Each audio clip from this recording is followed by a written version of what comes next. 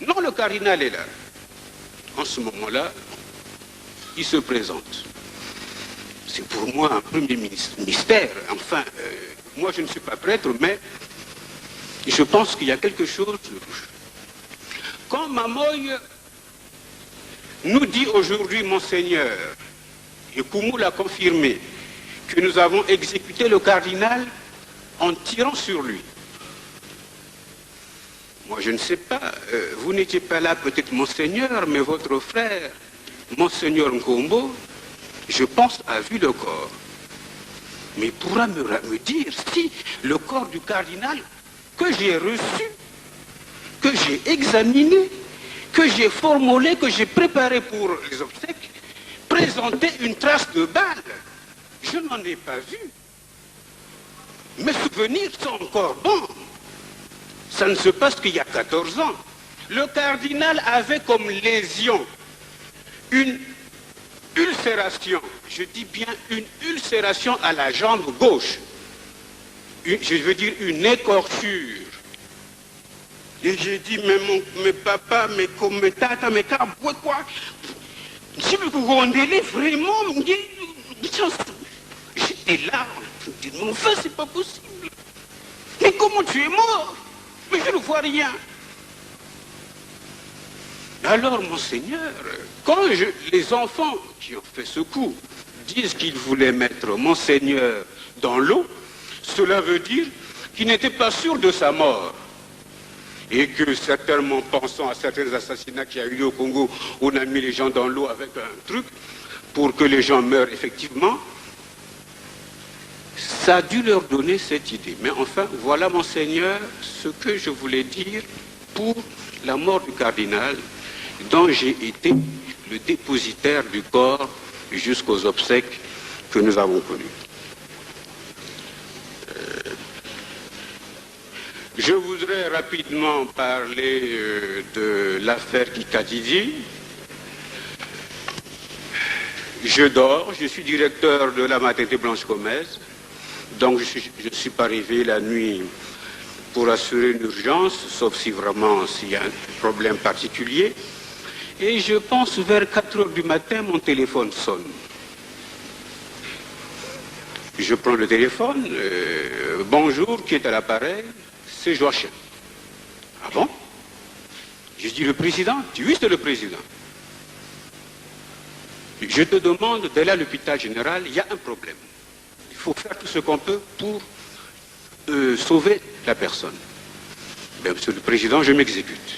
Je m'habille, je prends mon pistolet, je charge, je mets la balle parce que, vous savez, on ne sort pas à 4 heures du matin de chez soi sans savoir s'il n'y a rien. Je fais le tour de la maison, il n'y a rien. Je prends la voiture, je pars à l'hôpital. J'arrive à l'hôpital et je pense que le blessé est déjà là. J'arrive, je vois le blessé.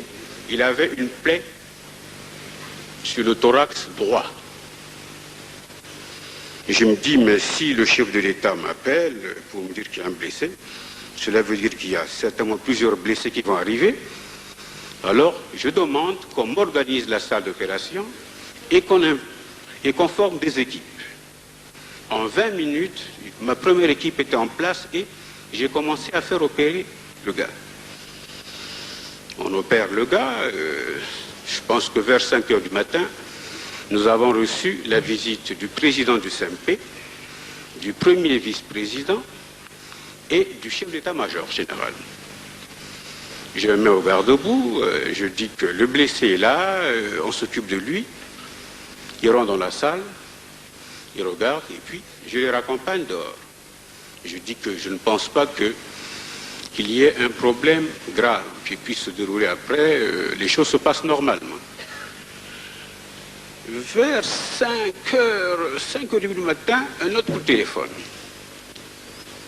Le docteur Kwabemba, oui, bon, ne quittez pas, mais il faut aller à la morgue pour aller reconnaître le corps du capitaine Kikadidi.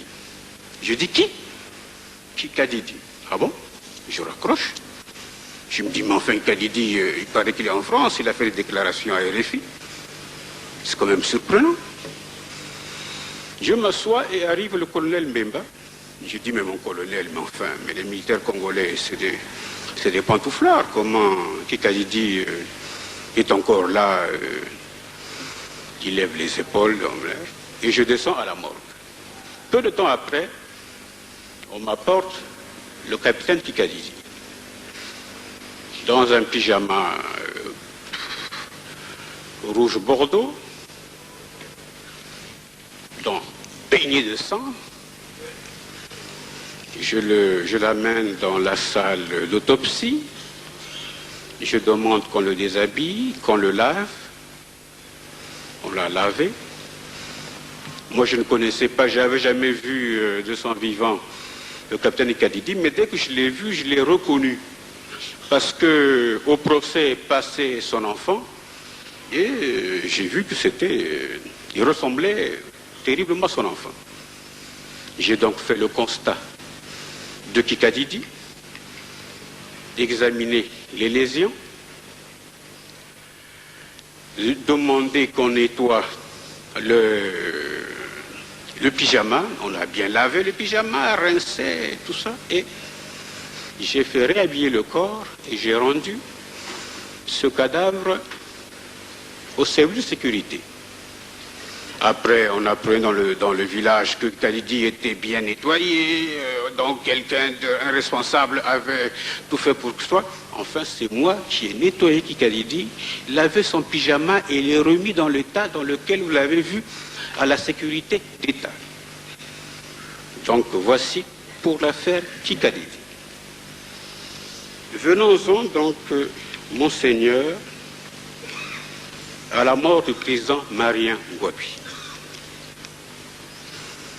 Le 18 mars, je suis ministre de la Santé et des Affaires sociales.